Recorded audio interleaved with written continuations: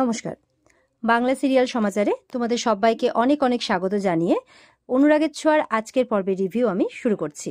শুরুতেই সুদীপা বাড়ি ফিরে এসে যখন দেখছে যে সে যাকে দাদা ডেকেছে অভ্র তার শ্রাদ্ধ হচ্ছে, তখন সে অবাক হয়ে যায়। তখন সে ভাবে তাহলে সে তো এই বাড়িরই বড় ছেলে, এবার সে তো বেঁচে আছে, এবার কিভাবে এই বাড়িতে তার শ্রাদ্ধ হয়। সে মনে মনে বলছে যে এটা খুব ভুল হচ্ছে, এটা একদমই ঠিক হচ্ছে না, তাকে যেভাবেই হোক আটকাতে হবে। আর ওদিকে সে বাড়ি ফিরে এসেছে দেখে অভ্রের মা মানে বড় মা তার উপরে কিন্তু খুব চিৎকার চেঁচামেচি করছে, তাকে বেরিয়ে যেতে বলছে যে তুমি একজন অপয়া, তুমি এই বাড়িতে থাকার জন্যই মানে সব যত রকমের অশান্তি হচ্ছে, যত রকমের খারাপ কিছু তুমি বাড়িতে আসার জন্যই হচ্ছে, তাই হাত ধরে তাকে বেরিয়ে যেতে বলছে বাড়ি থেকে। সবাই বারণ করছে, সুদীপাও হাত জোর করে বলছে আপনারা কিন্তু এই ভুলটা করবেন না, একদমই করবেন না, আপনারা এটা ভুল করছেন। জোর করে কিন্তু শ্রাদ্ধের জিনিসপত্র সমস্ত সরিয়ে দেওয়ার চেষ্টা করছে সুদীপা, ব্রাহ্মণকে উঠে যেতে বলছে, কিন্তু বড়মা ততবারই তার হাত ধরে টেনে তাকে বেরিয়ে যেতে বলছে। বড়মাও কিন্তু মাঝখানে আটকানোর চেষ্টা করে যে আপনি এটা কি করছেন, একা ওর মাথার উপরে দায় কেন দিচ্ছেন আপনি। তখন বড়মা কারোর কোনো কথা না শুনে পরমাকে একটা ধাক্কা দিয়ে দেয়, আর পরমার কিন্তু দেওয়ালে গিয়ে মানে ধাক্কা খায় আর মাথায় কেটে যায়। এরপরে সুদীপাকে যখন আবারও বেরিয়ে যেতে বলে, সুদীপার কিন্তু মাথাটা গরম হয়ে যায়। সুদীপা তখন চিৎকার করে ওঠে যে চুপ করুন, অনেক হয়েছে, আমি এই ভুল কিছুতেই আপনাদেরকে করতে দেব না। তখন আবারও কিন্তু শ্রাদ্ধতে বাধা দিতে গেলে আবারও তার উপরে চিৎকার করছে।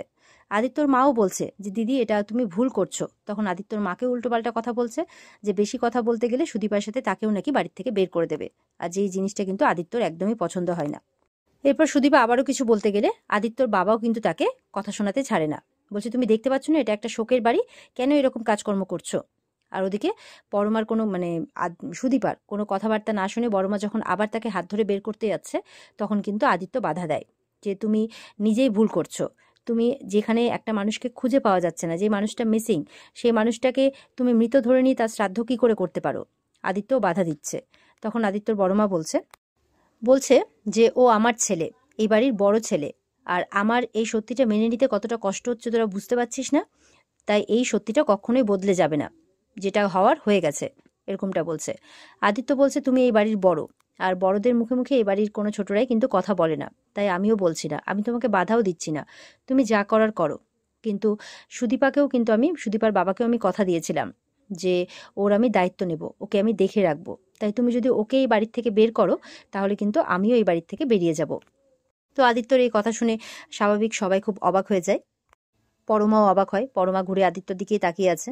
সুদীপা মনে মনে ভাবছে যে আমি এর থেকে বড় অনর্থ আর হতে দিতে পারি না, আমাকে কিছু একটা করতেই হবে, আমাকে দাদার সামনে গিয়ে দাঁড়াতেই হবে, আর দাদাকে বলতেই হবে যে সে যাতে বাড়ি ফিরে আসে।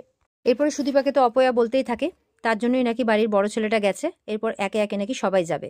তো আদিত্য বলছে আমি পয়া অপয়া মানি না, যদি ওর মানে দুর্ভাগ্যে এমনটা হতো তাহলে আমাদের সবার সৌভাগ্যে দাদাভাই ফিরেও আসতো। তো সুদীপা মনে মনে ভাবছে এইসব আর সহ্য করা যাবে না, আমাকে মানে ইমিডিয়েট যেতেই হবে যে করেই হোক, আর এটাই একটা সুযোগ। তবে আমাকে উনি একা ছাড়বেন না, আর এটাই সুযোগ, হয়তো আমার পিছন পিছন উনিও যাবেন, আর ওনাকে আমি দাদার সামনে নিয়ে গিয়ে দাঁড় করাতে পারবো। এবার সুদীপা কারোর সাথে কোনো কথা না বলে তার ব্যাগটা নেয় আর সোজা রওনা হয়ে যায়, আর তার পিসিও তার সঙ্গে যায়। এবার বাড়ির সবাই ভাবে সে হয়তো বাড়ি ছেড়ে বেরিয়ে গেল। তখন আদিত্যর মা বাধা দিতে গেলে আদিত্যকে বলছে যা ওকে ফিরিয়ে নিয়ে আয়। তখন বড় মা বলছে যে যাক, অপয়া বিদেয় হয়েছে, এমন ব্যাপার। তখন আদিত্য বলছে তোমার কাছেও আপদ হতেই পারে, কিন্তু আমার কাছে নয়, তাই আমাকে ওর সাথে যেতেই হবে। এই বলে আদিত্যও কিন্তু ওর পেছন পেছন বেরিয়ে যায়।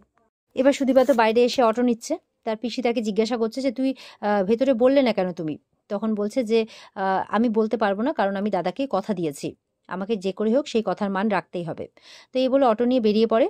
পেছন পেছন আদিত্য আসে, আদিত্য সুদীপা সুদীপা বলে ডাকতে থাকে, কিন্তু ততক্ষণে অটো বেরিয়ে গেছে। তখন আদিত্য নিজের গাড়ি মানে নিজের গাড়ির ড্রাইভারকে ডাকে, আর সেই গাড়ি করে কিন্তু সুদীপার গাড়ির পেছনে বেরিয়ে পড়ে। এরপর সুদীপা যে হসপিটালে নামে ঠিক তার পেছনে আদিত্যর গাড়িও নামে, আর আদিত্যকে কেউ একজন ফোন করে জানায় যে তার দাদাভাই এরকম বেঁচে আছেন আর অমুক হসপিটালে আছে। তখন আদিত্য তো বলছে যে এটাই সেই হসপিটাল, তবে এই হসপিটালে সুদীপা কি করছে, উনি এখানে কেন, এমনটা সন্দেহ করে আদিত্য কিন্তু সুদীপার পেছন পেছন সেই হসপিটালের ভেতর চলে যায়। তো সুদীপা এবার পৌঁছে গেছে অভ্রের কাছে। অভ্র তখন কিন্তু বসে বসে পরমার বলা সেই কথাগুলোই ভাবছে যখন সে আদিত্যর ব্যাপারে কথা বলছিল। ততক্ষণে সুদীপা আসে, সুদীপা এসে কাঁদছে। তখন অভ্র বলছে কি ব্যাপার বোন, তুই কাঁদছিস কেন। তখন তার পিসি বলছে তাকে তার শ্বশুরবাড়ি থেকে অপয়া বলে বার করে দিয়েছে। বলছে এসব আবার কি কথা, কিন্তু কেন? তখন বলছে সুদীপা কোনো কথা না বলে যে তোমাকে তোমার বাড়িতে ফিরে যেতে হবে। শুধু শুধু একজন তোমার জন্য কেন বৈধব্য পালন করবে, তার কি দোষ? তখন বলছে মানে বুঝতে পারলাম না। তখন বলছে আমি তোমার স্ত্রী পরমা চৌধুরীর কথা বলছি আর তোমার মা গায়ত্রী চৌধুরীর কথা বলছি। তিনি কিন্তু তোমার শোকে নিজের প্রাণটাও পর্যন্ত দিতে চলেছেন। তখন বলছে ঠিক এই জন্যই আমি এখানে আছি। তারপরে আবারও পিসি বলছে যে ও কিন্তু কিচ্ছু বলেনি, আপনার কথা কিচ্ছু বলেনি, তবু ওকে বাড়ি থেকে বের করে দেওয়া হলো। তখন বলছে এক মিনিট, আমি কিছু বুঝতে পারছি না যে ওকে ওর বাড়ি থেকে কেন বের করে দেওয়া হবে। তখন আসে আদিত্য। আদিত্য বলছে কারণ সুদীপাও চৌধুরী বাড়িরই বউ। আর এটা শুনে কিন্তু অবাক হয়ে যায় অভ্র। আর সুদীপা মানে আদিত্যকে দেখে অবাক হয়ে যায়। আর ঠিক তেমনটাই আদিত্যও কিন্তু সুদীপাকে তার দাদার এখানে দেখে অবাক হয়ে যায়। তো অভ্র এবার আদিত্যকে বলছে যে তুই এখানে কি করে, আর তুই ওকেই বা কি করে চিনি, সুদীপার কথা বলছে। তখন বলছে যে সুদীপা আমার বিয়ে করা স্ত্রী, মানে বিয়ে করা বউ। তখন তো অবাক হয়ে যায় অভ্র শুনে। তখন বলছে হ্যাঁ আমি ওকে বিয়ে করেছি। তো আদিত্য এবার বলছে যে পরমা কিন্তু ভালো নেই, ও ঠিক কথাই বলেছে, যে ও কিন্তু খুব কষ্ট পাচ্ছে। অভ্র যখন জানতে পারলো যে ও তার ভাইয়েরই বউ, তখন অভ্র বলছে যে জানিস ও আমার প্রাণ বাঁচিয়েছে, ও জোর করে এমনকি নিজের রক্ত দিয়ে পর্যন্ত আমার প্রাণ বাঁচিয়েছে। তো আদিত্য তো শুনে অবাক হয়ে যায়। আদিত্য শুনে ভালোও লাগে যে সুদীপা তার দাদার প্রাণ বাঁচিয়েছে। এবার তো দুই ভাইকে জড়িয়ে ধরে। আর মনে মনে কিন্তু অভ্র তবুও তার বউয়ের বলা কথাগুলোই মানে কানে ভাসছে, তার পরমার বলা কথাগুলোই মনে মনে বলছে যে মানে আদিত্য বলছে তুই আমাকে না বলে কেন চলে এলি। তখন অভ্র বলছে যে মনে মনে আর কি, যে আমি তো তোর জন্যই চলে এলাম রে ভাই, তাই বলছে। আর আদিত্য জোর করছে যে এবার তোকে বাড়ি ফিরে যেতেই হবে, আমাদের কারোর জন্য না হোক, তুই যাকে বোন ডেকেছিস সেই বোনের জন্য তোকে কিন্তু বাড়ি ফিরে যেতে হবে। বড়মা ওকে অপয়া বলছে, তোর জন্য ওকেই দায়ী করছে, আর ওকে কিন্তু বাড়ি থেকে বের করে দিয়েছে। তখন পরমা বলছে আমাকে অপয়া বলুক বা না বলুক তাতে আমার কিচ্ছু যায় আসে না, আমার ওই বাড়িতে ঠাঁই হোক বা না হোক তাতেও আমার কিচ্ছু যায় আসে না, কিন্তু দাদা তুমি বাড়ি ফিরে চলো, তাই বলছে। এবার তো অনেক করে বলার পর অভ্র রাজি হয়। তখন বলছে যে ঠিক আছে, আমি কারোর কথাই নয়, আমি শুধুমাত্র তোর কথাই যাব বোন, আমি তোর হাত ধরে ওই বাড়িতে ঢুকবো, তুই আমার আগে যাবি। আর তোর মাথাতে যে বদনামটা মানে ওকে যে অপয়া বলা হচ্ছে সেটাও মানে দূর করবে। ও বলছে যে এমনই দাদা পাতালি, তুই আমার কথা শুনবি না, আমার কথা তোকে শুনতেই হবে। আর এই দাদা থাকতে ওই বাড়িতে তোর কি করে জায়গা না হয় আমিও দেখব। তাই আমি থাকতে ওই বাড়িতে তোকে কেউ অসম্মান অপমান করতে পারবে না, তাই আমি তোর হাত ধরে ওই বাড়িতে ঢুকবো, তাই বলছে। তো আদিত্য তার দাদার কথা শুনে খুশি হয়। এদিকে অভ্র মনে মনে বলছে আদিত্যর দিকে তাকিয়ে যে আমি তোর জন্য ওই বাড়ি থেকে চলে এসেছিলাম ভাই, মানে আদিত্য যাতে পরমার সাথে ভালো থাকে বা এরকমই কিছু একটা করার জন্য হয়তো সে তার ভাইয়ের খুশির জন্য ওই বাড়ি থেকে চলে এসেছিল। কিন্তু এদিকে আদিত্য মনে মনে বলছে যে তোকে আর তোর ভালোবাসাকে একসাথে দেখার জন্যই মানে আমি অনেকদিন ধরে অপেক্ষা করে আছি। আর সুদীপার প্রতি আমার যে কর্তব্য সেটা আমি সারা জীবন পালন করব। এদিকে সুদীপা মনে মনে বলছে যে সবাই যাতে সুখী হয় আমি সেটাই করব। সুদীপা মনে মনে বলছে যে আমি মিস্টার চৌধুরী আর পরমার আগের সম্পর্ক জানি, তাই আমি থাকি বা না থাকি তাদের তো এক হওয়ার নয়, তাই দাদা আর পরমার সম্পর্কটা যাতে ভালো হয় সেটা আমি অবশ্যই চেষ্টা করব।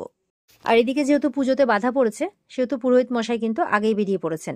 তিনি বলছেন যে একবার বাধা পড়েছে তাই জন্য প্রায়শ্চিত্ত করতে হবে, তাছাড়া কিন্তু শ্রাদ্ধের অনুষ্ঠান সম্ভব হবে না, এই বলে তিনি অনেক আগেই বেরিয়ে গেছেন।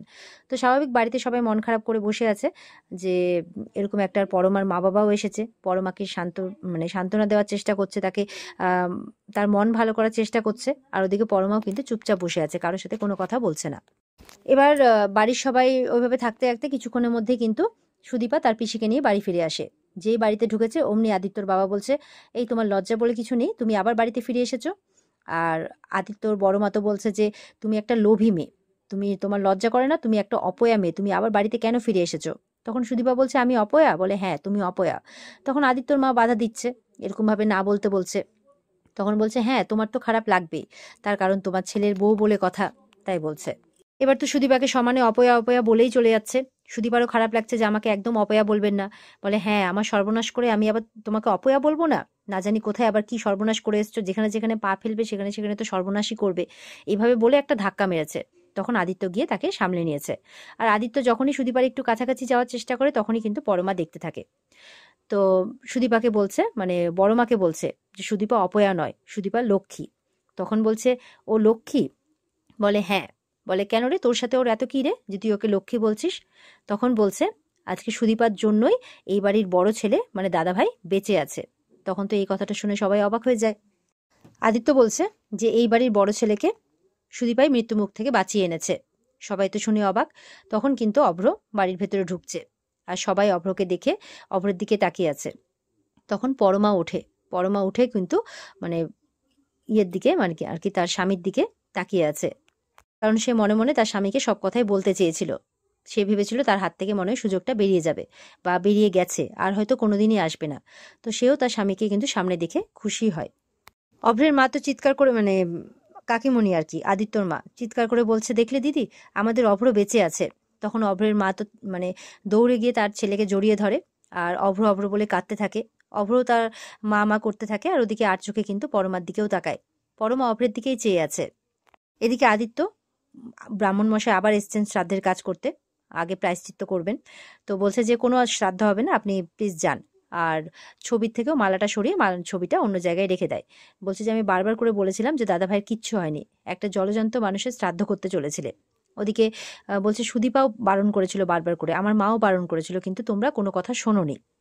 তখন এদিকে অভ্র যখন আবার মা মা করছে, তখন অভ্রকে আবার তার মা একটা চর মারে। তো সবাই তো অবাক হয়ে যায় যে চর কেন মারলো। তখন আবারও তার ছেলেকে জড়িয়ে ধরে আর হাউমাউ করে কাঁদতে থাকে। বলছে যে তুই আমাকে কেন বললি না, না বলে কেন চলে গেছিস। আর পরমাকে বলছে যে তুমি বিধবা নও পরমা। আদিত্য বলছে, দেখলে তো, সুদীপা এত চিৎকার করে বলছিল, তাও সুদীপার কথা শুনছিলে না, পয়া অপয়া এইসব বলছিলে। এখন বিশ্বাস হলো তো যে এইসব কিছু হয় না, আর সুদীপার জন্যই তো দাদাভাই ফিরে এলো। ওদিকে অভ্রর কাকিমণি বলছে, আমি জানতাম, আমার বিশ্বাস ছিল যে অভ্র বেঁচে আছে। সুদীপা পরমাকে গিয়ে বলছে যে তুমি বিধবা নও, তোমার স্বামী ফিরে এসেছে। পরমা মনে মনে বলছে যে আমার তোমাকে অনেক কথাই বলার আছে অভ্র, কিন্তু আমি যে কিছু বলতে পারছি না। আর ওদিকে অভ্র মনে মনে বলছে, আমি জানি যে আমি এসে তোমার অনেকটাই অস্বস্তি বাড়িয়ে দিলাম, ওই জন্য আমি আসতেও চাইনি, কিন্তু পরিস্থিতি আমাকে আসতে বাধ্য করেছে। এবার একে একে ভাই বোনদের সাথে গিয়ে দেখা করছে অভ্র, কারণ তারা সবাই কাঁদছে। তো অভ্র গিয়ে গিয়ে সামলাচ্ছে। তো এদিকে সুদীপা কি করে, ভেতরের দিকে যায়। তখন আদিত্য মনে মনে ভাবছে, সুদীপা আবার কোথায় গেলেন, আমি তো আবার গিয়ে দেখতেও পারবো না, এই নিয়ে আবার উটকো আরেকটা অশান্তি হবে। তখন কিছুক্ষণ পর দেখে যে সুদীপা সিঁদুরের কৌটো হাতে নিয়ে এসেছে, আর অভ্রকে গিয়ে বলছে যে দাদা এটা নিন, আর পরমা স্মৃতিতে পরিয়ে দিন। তখন আদিত্যর বাবা হঠাৎ করে চিৎকার করে ওঠে যে, এই তুমি এইসব ঠিক করার কে, নিজেকে কি মনে করো তুমি, এই বাড়িতে বৌদির কথাই শেষ কথা, তার কথা ছাড়া কিচ্ছু হয় না, সে থাকতে তুমি এসব পাকামো মারছো কেন, মানে এরকম কথাবার্তা বলছে। তখন সুদীপা বলছে, না আমি কেউ নই, আমি কোনো অধিকারও ফলাচ্ছি না, আসলে পরমার স্মৃতিটা ফাঁকা তো, তাই জন্যই দাদাকে বলছি সিঁদুরটা পরিয়ে দিতে। তখন হঠাৎ করে বড় মা আবার বলছে, তুমি আমার সাথে কি খেলা শুরু করেছো এইসব। আর ওদিকে এই সমস্ত কথা সুদীপাকে যে উল্টোপাল্টা কথা বলছে সমানে, পরমার মা বাবা আলোচনা করছে যে মেয়েটা তো এত কিছু করলো, তাও মেয়েটার সাথে এরা এতটা দুর্ব্যবহার কেন করছে। তো আদিত্য বলছে, তুমি এসব কি বলছো, বলে আমি একদম ঠিক বলছি। বড়মা বলছে, যখন ওকে ঘাড় ধাক্কা দিয়ে বাড়ি থেকে বের করে দেওয়া হচ্ছিল, যখন ওকে মানে ও এতবার ভুল করছি বলছিল, তখন সত্যি কথাটা কেন বলেনি যে আমার ছেলে বেঁচে আছে। এই বলে আবারও কিন্তু সুদীপাকেই দায়ী করছে। আর সুদীপা চুপ করে দাঁড়িয়ে আছে। অভ্রও কিছু বলতে চেয়ে পারছে না, কারণ তার মা সমানে কথা বলে যাচ্ছে। তো এখানেই কিন্তু আজকের পর্ব শেষ হয়ে যায়। এই ছিল আজকের পর্বের রিভিউ। আশা করি তোমাদের সবার ভালো লেগেছে। আর ভালো লেগে থাকলে এই পর্বকে বিস্তারিতভাবে দেখতে অবশ্যই তোমরা স্টার জলসার পর্দায় চোখ রাখবে। দেখা হচ্ছে আগামীকালকে নতুন পর্বের রিভিউ নিয়ে। ততক্ষণ সবাই খুব ভালো থাকবে। টাটা।